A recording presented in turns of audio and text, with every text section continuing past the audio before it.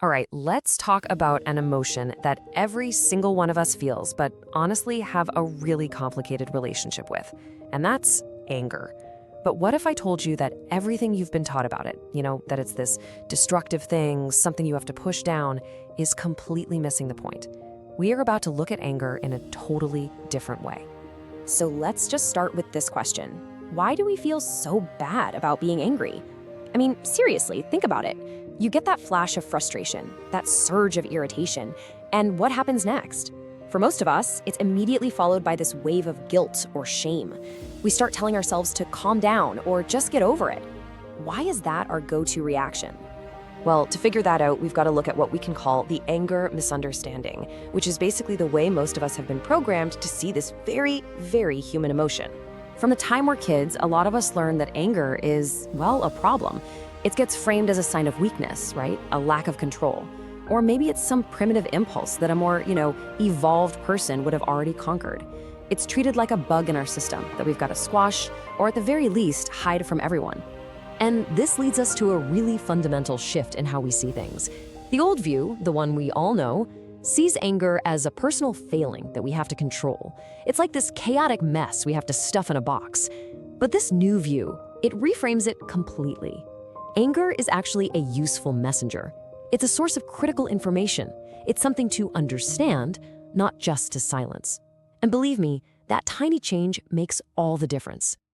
So how do we make that shift? Well, it starts by learning to listen to something that many of us have been trained our entire lives to ignore, the unheard voice inside of us. And here it is. This is the core idea that can change everything.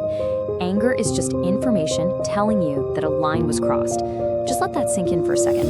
It's not some random chaotic outburst. It is a direct response to something specific, a boundary that got violated. To put it another way, your anger isn't a flaw in your character, it's a signal. Think of it like the check engine light on your car's dashboard. The light itself isn't the problem, right?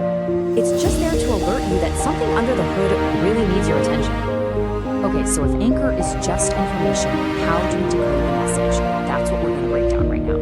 This means we can start to see anger as a messenger. It's this natural, totally healthy response that is literally just alerting you that something important, a boundary you have, or a principle, maybe an expectation, has just been violated.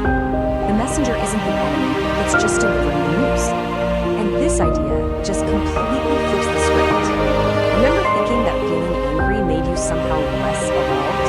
Well, the real insight here is that when you suppress your anger, you're not being more evolved. You're just making sure a part of you stays unheard. Your anger is the voice of that unheard part. So how does this signal actually work in real life? It's a pretty simple 3-step process. Step 1, a boundary is crossed. Let's say a coworker takes credit for your work in a meeting. Step 2, anger sends the signal.